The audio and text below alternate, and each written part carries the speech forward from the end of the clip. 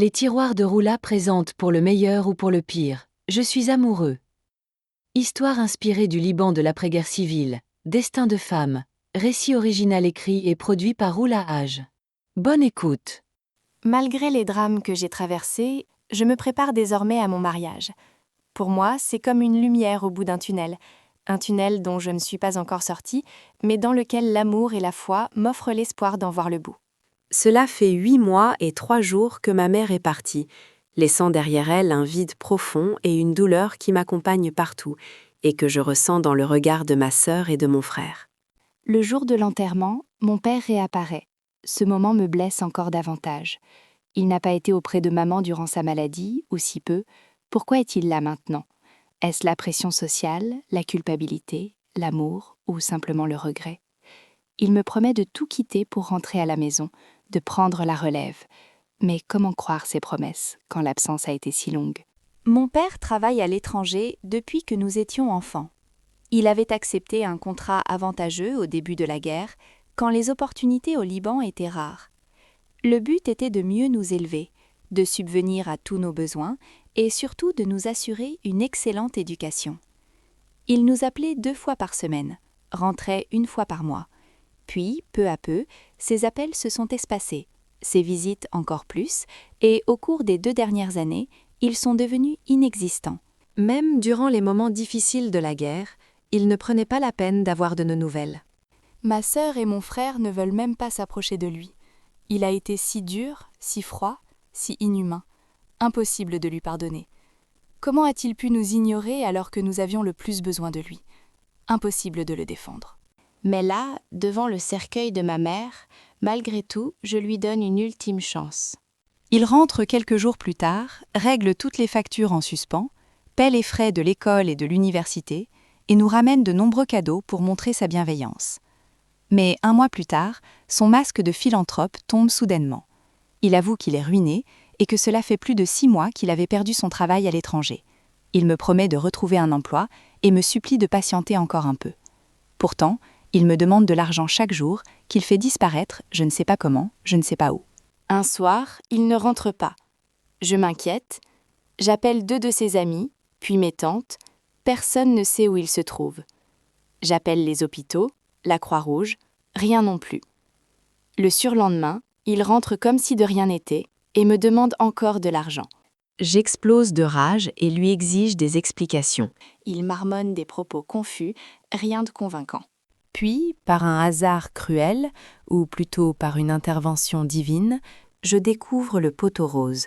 Ma sœur, en sortant de chez sa copine de l'immeuble d'en face, surprend mon père enlacer la voisine du rez-de-chaussée sur la terrasse en plein jour.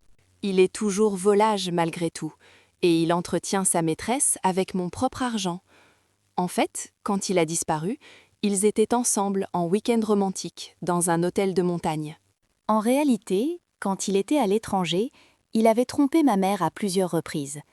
Au moment de l'enterrement, sa dernière compagne venait justement de le quitter, parce qu'il était fauché. Sinon, il ne serait jamais rentré. Je le confronte. Il confirme immédiatement. Je suis amoureux. J'explose cette fois sans le ménager. Je lui lance ses affaires sur les escaliers et le pousse de toutes mes forces vers la porte. Je lui jure sur ma vie de ne plus jamais le croiser ni entendre parler de lui. Comment ma propre mère, si brillante, si réservée et si fidèle, a-t-elle pu se marier avec un homme aussi volage ? Heureusement, tous les hommes ne sont pas pareils. Mon fiancé est tout l'inverse. Cela fait plus de 6 ans que nous nous connaissons. Grâce à lui, à son amour et à son soutien quotidien, j'ai pu survivre à la longue maladie de maman et à tous les drames qui ont suivi. Il déborde d'empathie, je le trouve toujours à mes côtés. Nous avons les mêmes rêves, les mêmes aspirations. Il reste 1 semaine avant le mariage. Ce matin, chez le styliste, j'ai enfilé ma robe de mariée pour la dernière fois avant le grand jour. Elle est sublime. Et les larmes me montent aux yeux. Je pense à ma mère. Je revois son sourire chaleureux. Elle me manque terriblement. Me verra-t-elle de l'au-delà ? Sûrement oui. Je ne vais pas pleurer ce jour-là. Je ne veux pas gâcher le plus beau jour de ma vie. Mon fiancé m'appelle au téléphone et me sort de ma rêverie. Il me demande d'un ton inhabituel de le rejoindre au restaurant à côté pour déjeuner ensemble. Cela fait plus d'un mois qu'il est un peu retourné. C'est probablement le stress des préparatifs, ou celui de l'engagement. Mes amies sont passées par là elles aussi. J'aurais préféré faire les magasins et continuer mes achats, mais j'accepte immédiatement pour ne pas le contrarier. J'arrive, tout sourire, mais lui, il ne se lève même pas. Pas un baiser, pas un regard. Mon cœur s'emballe. Puis il m'annonce, d'un ton solennel. Je suis amoureux. D'une autre. Je reste figée. Est-ce une blague ? Je scrute la pièce. Mais non, rien. Il n'y a personne, pas même un sourire complice. Une caméra cachée ? Non plus. C'est réel, je l'ai bien entendu. Je suis affolée, je ne comprends pas, puis je le bombarde de questions. C'est qui cet autre ? Depuis quand ? Comment ça se fait ? Il me répond, sans émotion. Tu la connais. C'est la nouvelle copine de Charles. Nous avons dîné avec elle il y a un mois, à la montagne. Et il enchaîne avec des confessions qui me blessent de partout. Mais comment mon fiancé, le meilleur des hommes, m'a-t-il fait un coup pareil ? 6 ans ensemble, sans aucun faux pas. Mais comment ? Et avec qui ? Avec une jeune femme insignifiante, plutôt vulgaire, qui n'est même pas jolie. Il se lève brusquement et, d'un ton sec, me dit « Il faut tout annuler. » Puis il se dirige froidement vers la sortie. Je reste pétrifiée. Une rage sourde monte en moi, prête à exploser, mais je n'y arrive pas. Ma gorge est tellement serrée que je me sens étouffée. Le sol vacille sous mes pieds. Je m'assois précipitamment pour ne pas tomber. Puis, d'un coup, je me ressaisis. Non, cette femme n'a pas le droit de s'emparer de mon fiancé, mon dernier pilier dans cette vie sombre et traîtresse. Je me battrai. Je tente de me concentrer pour me rappeler le nom de l'usine où cette traînée travaille, puis j'appelle ma meilleure amie à la rescousse. J'hésite. Dois-je le quitter ? Il m'a trompée, et il vient de se comporter comme mon père. Serait-il volage comme lui ? Non, je n'accepte pas cette fatalité. Je me battrai de toutes mes forces. Je ne laisserai personne me détruire. Personne. Avec mon ami, nous arrivons à l'usine et attendons calmement la sortie des employés. Je la repère de loin. Elle s'approche, le regard inquiet.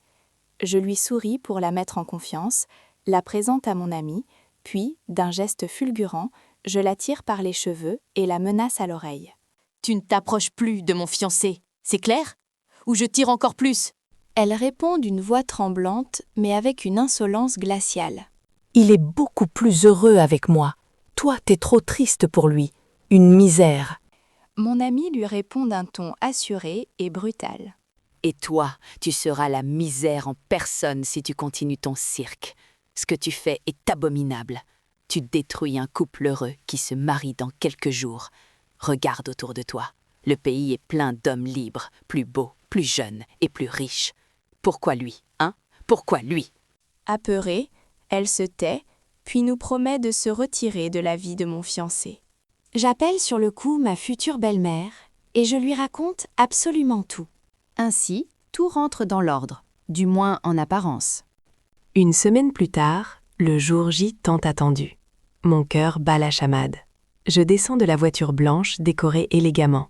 Je suis sans aucun doute la plus belle des mariées dans cette robe blanche sublime. Mon voile brillant est soulevé par la brise légère de cet après-midi doux du mois de novembre. Mon fiancé, dans son costume noir de mariée, me regarde avec amour, ou pas, que sais-je. Il m'attend sur le perron de l'église.